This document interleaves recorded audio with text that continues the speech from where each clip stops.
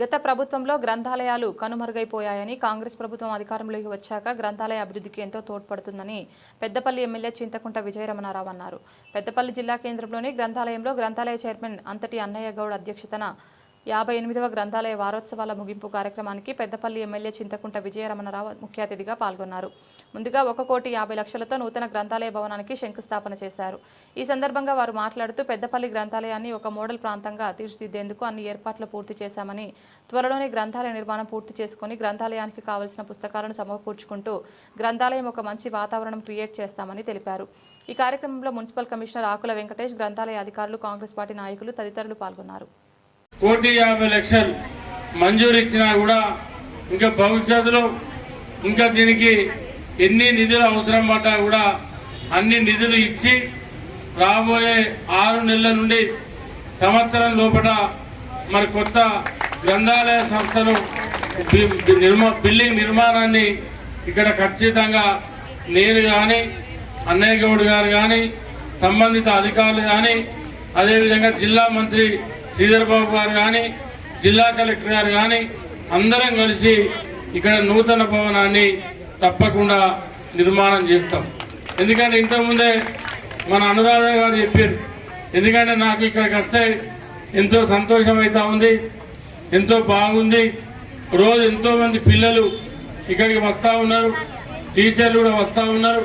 ఇవాళ గ్రంథాలయానికి వచ్చినప్పుడు కొత్త కొత్త విషయాలు తెలుస్తాయి, మనకు అనేక రకాల బుక్స్ దొరుకుతాయి, రాజ్యాంగం మీద అవగాహన వస్తుంది, ఒక వ్యవస్థ మీద అవగాహన వస్తుంది.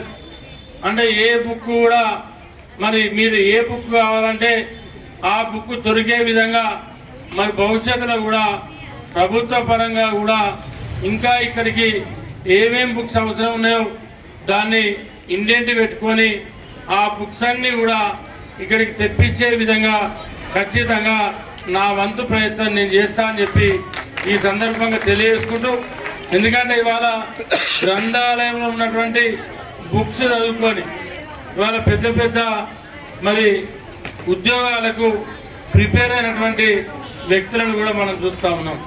ఇవన్నీ ఎందుకంటే ఇవాళ ఇది జిల్లా హెడ్ క్వార్టర్ కాబట్టి జిల్లా హెడ్ క్వార్టర్ తగ్గట్టే మరి గ్రంథాలయ నిర్మాణాన్ని కూడా పూర్తి చేసి మరి ఎవరైతే ఇక్కడ అంటే మనం ఏమనుకుంటున్నామంటే కొంతమంది ఉద్యోగస్తులు కూడా కొత్త విషయాలు నేర్చుకోవడం కోసం, అంటే కొత్త విషయాలను తెలుసుకోవడం కోసం మరి ఇక్కడ రోజు గంటన్నర ఇక్కడ కూర్చొని మరి కొత్త బుక్స్ చదువుకొని ఇంకా పరిజ్ఞానం పెంచుకునేటువంటి మరి మేధాశక్తిని పెంచుకునేటువంటి వాళ్ళు కూడా మరి రోజు 100 మంది ఉంటారు.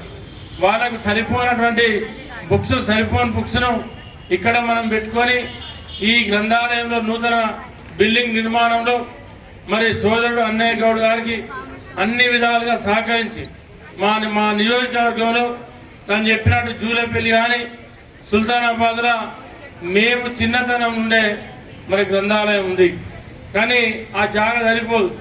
దానికి వేరే 5 గుంటలో 10 గుంటలో జాగాను ఏర్పాటు చేసుకొని ఆడ కూడా మన పాత తాలూకా ఒకప్పుడు అది కూడా బ్లాక్ అంటే సమితి ఉండే, అది పాత తాలూకా కాబట్టి అక్కడ మున్సిపాలిటీ కూడా ఉంది కాబట్టి దానికి కూడా తగ్గట్టు ఆ గ్రంథాలయ భవనాన్ని ఖచ్చితంగా నిర్మాణం చేసే బాధ్యత నాది అని చెప్పి ఈ సందర్భంగా తెలియజేసుకుంటూ, మరి అదేవిధంగా ఏఈ గారు తొందరగా టెండర్ పిలవాలి. మీరు నేనేమంటా ఉన్నంటే ఫస్ట్ ఈ 1,50,00,000 మీ లైన్ ఎస్టిమేట్ చేసి మీ టెండర్ పిలవండి.